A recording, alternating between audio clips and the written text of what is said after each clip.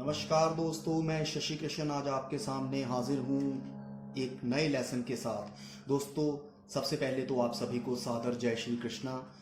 आज का जो हमारा वीडियो है वो इस विषय के ऊपर है कि इसका जो स्टार्टिंग बेसिक लेसन है वो क्या है। तो दोस्तों, सबसे पहले हम ये बात करेंगे कि इसमें हम सभी के लिए अलग अलग स्केल होता है। अगर जैसे मान लीजिए कि हम शुरू से शुरू करते हैं, जैसे मानिए किसी छोटे बच्चे ने सीखना है तो वो कहाँ से लेगा स्वर, तो उनका ये स्वर होगा फोर्थ ब्लैक, यानी कि चौथी काली से वो शुरू करेंगे। तो ये स्केल लेके यहां से हम चलेंगे, ये सा रे गा मा पा, फिर ये धा नी और ये सा, ऐसे ही उनका ये स्केल बनेगा। किसी लड़की ने, किसी जैसे मान लीजिए कोई लेडी है, उन्होंने सीखना है तो वो भी यहाँ से शुरू कर सकती हैं। तो यहाँ से सबसे पहले जो हमने सीखना होता है वो जो स्टार्टिंग के स्वर होते हैं वो शुद्ध स्वर निकाले जाते हैं। पहले जैसे सा रे गा मा पा धा नी सा नी धा पा मा गा रे सा। तो ये हमने शुद्ध स्वर लिए हैं। तो इसके बाद इसमें क्या आता है, हम सापा को अलग से लेते हैं। इसका कारण ये है क्योंकि जो सापा हैं ये अचल स्वर माने जाते हैं। अचल यानी जो ना चलने वाले हैं, तो इनको हमने अचल में ले लिया, यानी ये चले नहीं। चले क्यों नहीं? क्योंकि ना तो ये कोमल होंगे, ना तीव्र होंगे, और ना ये शुद्ध में माने जाते हैं। तो दोस्तों, इसके बाद आ जाते हैं हमारे पास रे गा मा और धा, फिर उसके बाद नी। तो ये स्वर आते हैं। फिर से देखिए, रे गा मा धा और नी, ये जो स्वर होते हैं इनको हम चल स्वरों में लेते हैं। चल यानी जो चल पड़े, जो चलते हैं, यानी कारण। सापा अचल हो गए क्योंकि ये चले नहीं, ये अपनी जगह पे रहे, ये अलग, इनकी ना अपने आप में इनकी एक अलग एग्जिस्टेंस, एक अलग पहचान होती है।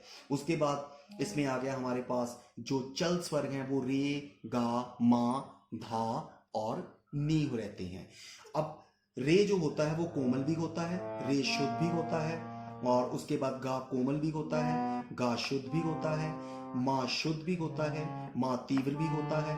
उसके बाद इसमें आ जाता है पा, जो तो अचल रह गया। उसके बाद आ गया इसमें धा कोमल, उसके बाद धा शुद्ध, फिर नी कोमल और नी शुद्ध।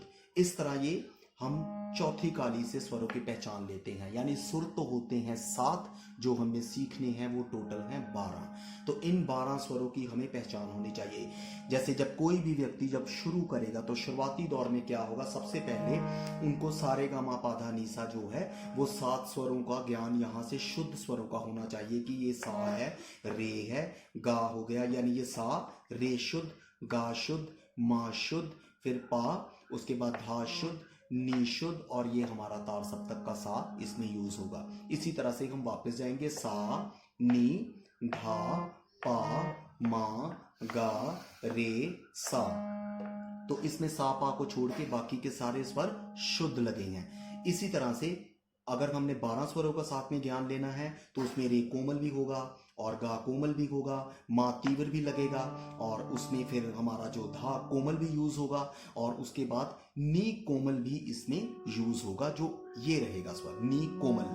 तो ये हमारी हो गई फोर्थ काली से, यानी चौथी काली से स्वरों की पहचान। तो इसी तरह से हम नेक्स्ट इसमें थोड़ा सा हम आपको बताएंगे कि फर्स्ट जो हमारी काली है, पहली काली से जो स्वर है, तो वो भी सेम ही रहेगा, प्रोसीजर यही रहेगा, चेंज कुछ नहीं होगा। उसी तरह से सा पा को हमने अचल स्वरों में मान लिया, तो ये अचल स्वर रहेंगे क्योंकि ये चले नहीं, अपनी जगह पे रहे, क्योंकि ना तो ये कोमल है, ना तीव्र है, और ना ये शुद्ध है। इनकी अपने आप में एक अलग एग्जिस्टेंस, एक अलग पहचान होती है। इसके बाद आ जाते हैं हमारे पास रे, फिर गा मा, फिर उसके बाद आ गया इसमें धा और नी। ये जो स्वर होते हैं ये चल तो हैं, चल स्वर हैं, मगर इन ये डबल हो जाते हैं। कैसे? जैसे रे कोमल भी रहता है, रे शुद्ध भी होता है, गा कोमल भी होता है, गा शुद्ध भी होता है, मा शुद्ध भी होता है, मा तीव्र भी होता है। तो सा पा तो हमारे जो हो गए अचल हो गए। इसके बाद ये धा कोमल भी होता है, धा शुद्ध भी होता है, नी कोमल भी होता है और नी शुद्ध भी होता है। ये हमारी 12 स्वरों की पहचान बनती है इसमें। यानी पहले हम इसमें सारे गामा पाधा नी सा जो शुद्ध स्वरों में लेंगे, ये सा रे गा मा पा धा नी और ये सा। इसी तरह से हम वापस आएंगे सा नी धा पा मा गा रे सा। तो ये हमारे शुद्ध स्वर हो गए। अब इसमें हमने 5 स्वर जो हमें विकृत स्वर भी जिनको हम बोल देते हैं, जो रे गा मा धा और नी, ये जो हमारे स्वर हैं रे कोमल, गा कोमल, मा तीव्र, धा कोमल और नी कोमल, ये हमारे विकृत स्वर यानी डिफरेंट स्वर हो गए।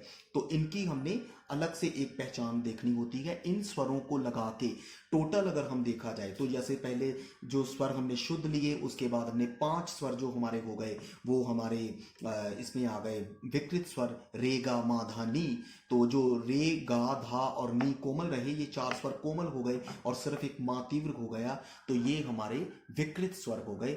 इन स्वरों को अगर हम साथ में मिला ले, पहले शुद्ध स्वर, फिर ये बीच में जो हमारे 5 स्वर आ गए, इनको अगर हम ऐड करेंगे तो वो हमारे टोटल 7 स्वर बनते हैं। और उसके बाद इन स्वरों को ऐड करने से, रेगा माधा नी को करने से टोटल 12 बन जाते हैं। 7 स्वर हमारे शुद्ध हैं, रेगा माधा नी हमारे विकृत स्वर मान के टोटल 12 स्वरों का हमने ज्ञान लेना होता है। कैसे? जैसे सा रे कोमल, रे शुद्ध, गा कोमल, गा शुद्ध, मा शुद्ध, मा तीव्र, पा, धा कोमल, धा शुद्ध, नी कोमल, नी शुद्ध और तार सप्तक का सा हम साथ में यूज करते हैं।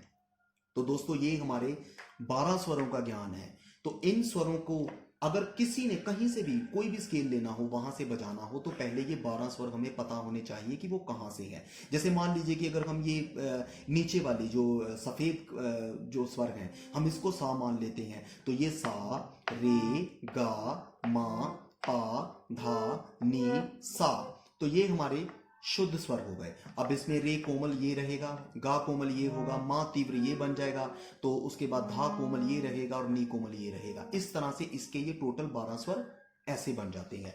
यानी कहने का भाव ये है कि जब हम आंखें क्लोज करके, आंखें बंद करके हम किसी भी सुर पे हाथ रख ले, तो पहले हमें वहां से 7 स्वरों का, जैसे सारे गामा पाधा नीसा का ज्ञान होना चाहिए, शुद्ध स्वर कौन से हैं। उसके बाद ये पता होना चाहिए कि उसमें कोमल और तीव्र स्वर कौन से होने, जो कोमल और तीव्र हैं वो कौन से स्वर हैं।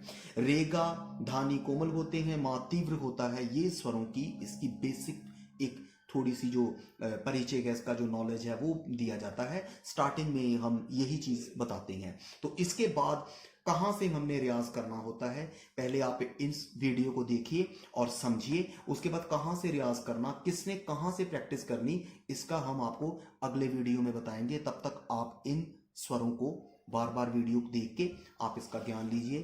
तो इसी के साथ ही दोस्तों, उम्मीद करता हूं कि आपको ये वीडियो समझ आया होगा। आप हमारे चैनल को सब्सक्राइब कीजिए, लाइक कीजिए, शेयर कीजिए, हमें कमेंट्स दीजिए। अगर आपको अभी भी लग रहा है कि आपको और डिटेल में समझाया जाए, तो हम आपको और भी ज़्यादा बारीकी से धीरे धीरे स्लोली बताएंगे। मगर फिलहाल ये लेसन जो है, जो आज बताया गया है, यही एक मेन लेसन है।